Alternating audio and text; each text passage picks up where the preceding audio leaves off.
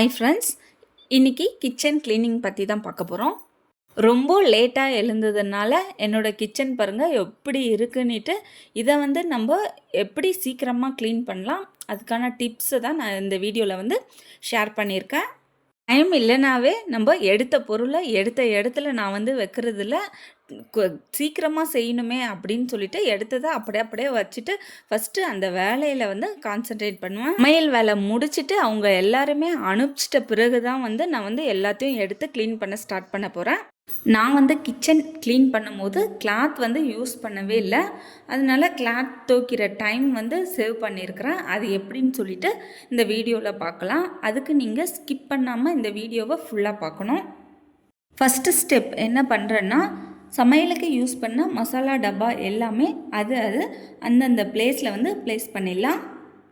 இது போல் வச்சுட்டாவே க்ளீனிங்கில் ஒரு 20% முடிஞ்ச மாதிரி.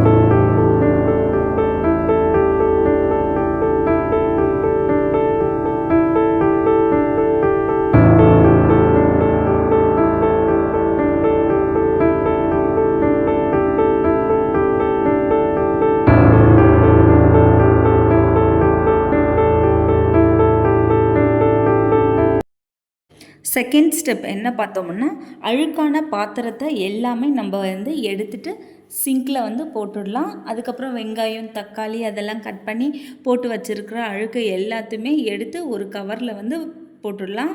இது போல் பண்ணும்போது அந்த கவுண்டர் டாப் ஃபுல்லாகவே காலியான மாதிரி இருக்கும். அதுக்கப்புறம் நமக்கு ஸ்பாஞ்ச் வச்சு தேய்க்கிறதுக்கு நல்லா வசதியாகவே இருக்கும்.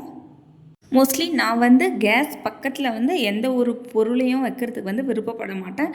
ஏன்னா நம்ம சமைக்கும் போது அந்த எண்ணெய் பசை ஃபுல்லாகவே அது மேலே பட்டு ஃபுல்லாக எண்ணெய் பிசுப்பு நிறையவே ஆன மாதிரி எனக்கு ஒரு ஃபீலிங். அது க்ளீன் பண்ணுறதுக்கு ரொம்ப சிரமமாகவே இருக்குது.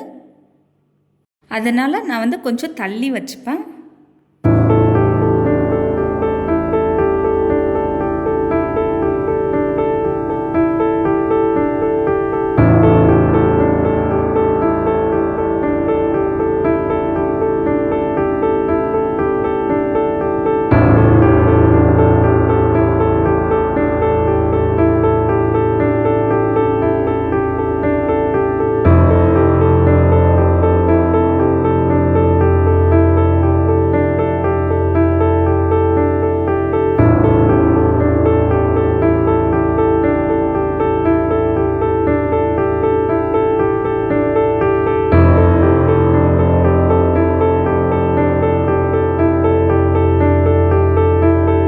ஸ்டெப் என்ன பார்த்தோம்னா, நம்ம கேஸ் ஸ்டவ் சைடில் ஃபுல்லாகவே எண்ணெய் தெரிச்சிருக்கும். பால் ஒரு சில டைமில் பொங்கிடும். அதனால் ஸ்க்ரப்பர் கொஞ்சம் சாஃப்டாக இருக்கிற மாதிரி யூஸ் பண்ணணும். ஸ்டீல் ஸ்க்ரப்பர் யூஸ் பண்ணக்கூடாது. அந்த சென்டரில் இருக்கிறது மட்டும் நம்ம ஸ்டீல் ஸ்க்ரப்பரில் நல்லா தேய்ச்சி விட்டுக்கலாம். நான் விம் லிக்யூட் தான் யூஸ் பண்ணி தேய்க்கிறேன். இதுவே நல்லா க்ளீனாகவே விட்டுரும். தேவைப்பட்டால் பேக்கிங் சோடா, வினிகர் அதுவும் ஆட் பண்ணிக்கலாம். ரொம்ப அழுக்காக இருந்துச்சுன்னா இது போல் க்ளீன் பண்ணலாம். அப்படி இல்லைன்னா லைட்டாக தண்ணி மட்டும் தெளிச்சிட்டு ஸ்பாஞ்சில் தொடச்சி விட்டாவே எல்லா அழுக்குமே க்ளீன் ஆகிடும். இது போல் தேய்ச்சிட்டு நான் என்ன பண்ணியிருக்கேன்னா, கிளாத் யூஸ் பண்ணலை. இது போல் ஸ்பாஞ்சு தான் நான் யூஸ் பண்ணுறேன். கிச்சனில் இது எனக்கு ரொம்பவே ஹெல்ப்ஃபுல்லாக இருக்குது. கிளாத் வாஷ் பண்ணுறதுக்கு டைம் ரொம்பவே மிச்சமாகுது. தேய்ச்ச இடத்துல எல்லாமே இது போல் தொடச்சிட்டு இந்த ஸ்பாஞ்சை தண்ணியில் ஒரு 2 டைம்ஸ் வாஷ் பண்ணிவிட்டு திரும்பவும் தொடச்சி எடுத்தோம்னா நல்லா க்ளீனாகவே ஆகிடுது. வேணும்னா இந்த டிப்பை ஃபாலோ பண்ணி பாருங்கள். ரொம்ப யூஸ்ஃபுல்லாகவே இருக்குது. அடுத்து கேஸ் ஸ்டவ்வுக்கு பின்னாடி இருக்கிற செவரை நல்லா தேய்ச்சிட்டு அதையும் இதே மெத்தட் தான் ஃபாலோ பண்ணுறேன். ஸ்பாஞ்சை வச்சே தான் தொடச்சி எடுக்க போகிறேன். கிளாத் யூஸ் பண்ணாமல் ஸ்பாஞ்சை வச்சே தொடச்சாவே நல்லா க்ளீன் ஆகிடுது.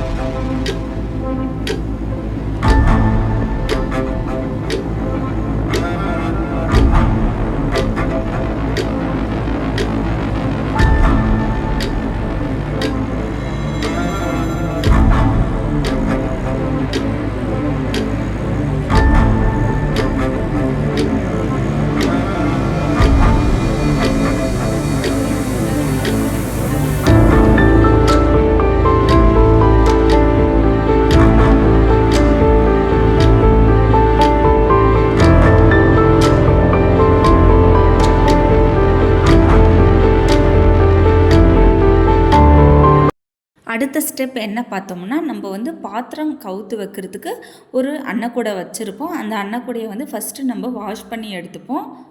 ஹோல்ஸ் இருக்கிற அன்னக்கூடையாக இருந்தால் பெஸ்ட்டு தான்.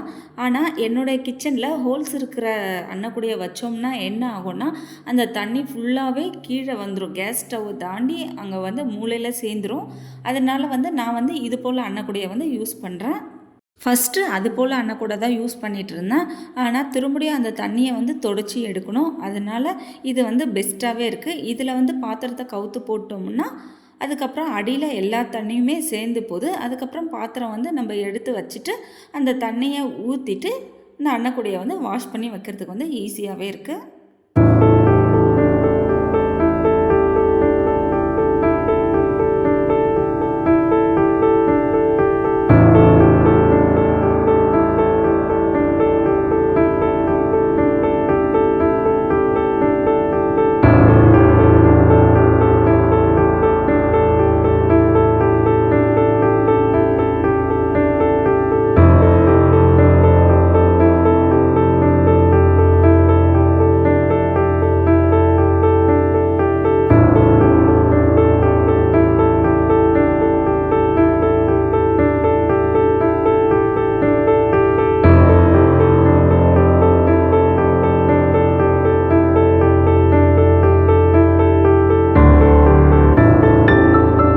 கவுண்டர் டாப் க்ளீனிங் வேலையெல்லாம் முடிஞ்சுது. அதுக்கப்புறம் நம்ம வந்து பாத்திரம் கழுவுறதுக்கு வந்து ஸ்டார்ட் பண்ணுறேன். நிறைய பாத்திரம் சேரும்போது எப்படி வந்து நம்ம சீக்கிரமாக க்ளீன் பண்ணலாம் அப்படின்னா, ஃபஸ்ட்டு வந்து நான் சூஸ் பண்ணுற பாத்திரம் வந்து பெரிய பெரிய பாத்திரத்தை வந்து நான் வந்து ஃபஸ்ட்டு கழுவி எடுத்துருவேன். ஏன்னா பெரிய பாத்திரம் இருக்கிறது வந்து ஃபுல்லாகவே அடைச்சிக்கின மாதிரி இருக்கும். அதனால் ஃபஸ்ட்டு அதை க்ளீன் பண்ணிட்டோம்னா சிங்கில் வந்து பாதி பாத்திரம் வந்து கம்மியான மாதிரி இருக்கும். அதனால தான் நான் ஃபஸ்ட்டு பெரிய பாத்திரத்தை வந்து வாஷ் பண்ணியே எடுத்துருவேன்.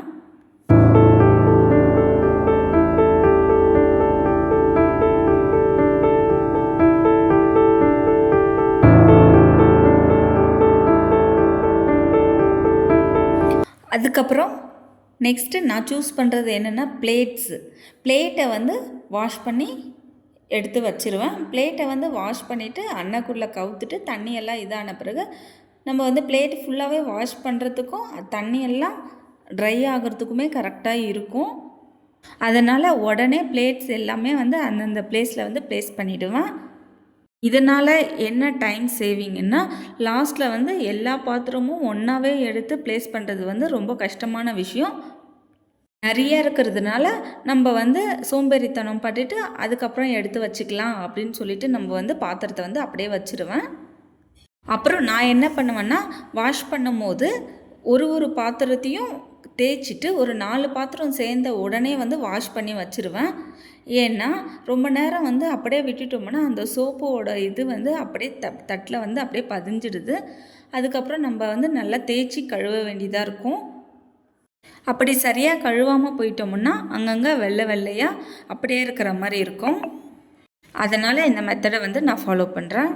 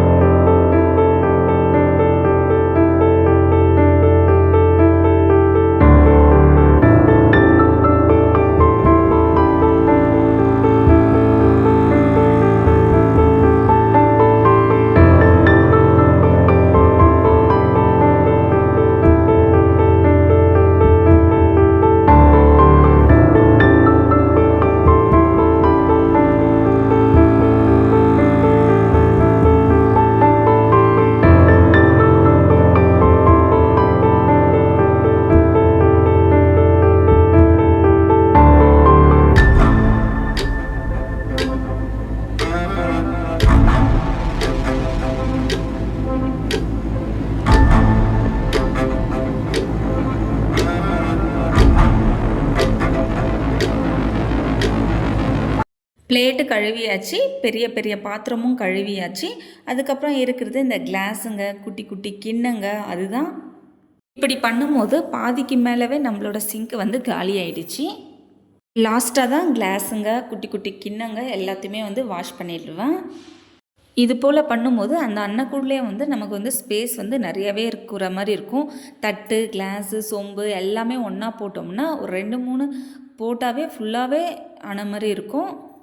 இப்போ வந்து அது போல் இருக்காது. ஏன்னா இது எல்லாமே குட்டி குட்டி பாத்திரம் இல்லையா, அதனால் வந்து இது ஃபுல்லாகவே ஒரே அன்னக்கூடில் வந்து நம்ம வந்து கவுத்து வச்சுக்கலாம்.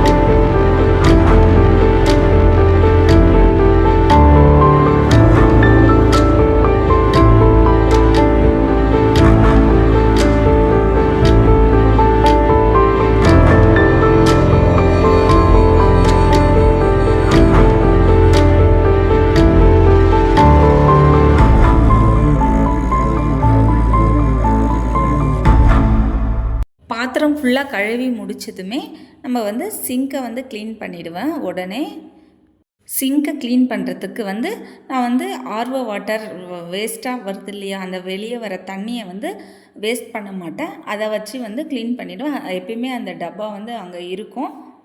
அந்த தண்ணியை யூஸ் பண்ணிவிட்டு அந்த டப்பா அது இருந்த பிளேசஸ் வந்து எல்லாமே வந்து நல்லா ஸ்க்ரப்பர் வச்சு தேய்ச்சி எடுத்துருவேன். அப்போ தான் அந்த உப்பு கரை எல்லாமே வந்து அப்படியே படியாமல் இருக்கும். நல்லா நீட்டாகவே நம்ம வந்து டெய்லியும் மெயின்டைன் பண்ணலாம்.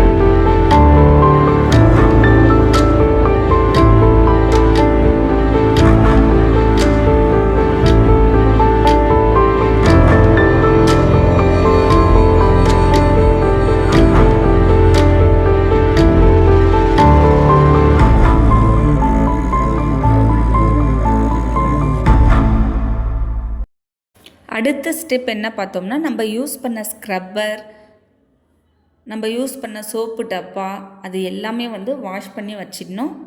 டைம் இருக்கும்போது அதை வந்து நம்ம டீப் க்ளீன் கூட பண்ணிடலாம். சுட தண்ணியில் வச்சு அந்த சுட தண்ணியில் டெட்டால் கொஞ்சம் ஊற்றி ஸ்க்ரப்பர் எல்லாமே வந்து நம்ம வந்து அந்த தண்ணியில் டிப் பண்ணிவிட்டு க்ளீன் பண்ணலாம். வீக்லி ஒன்ஸ் வந்து அது போல் க்ளீன் பண்ணால் நல்லது.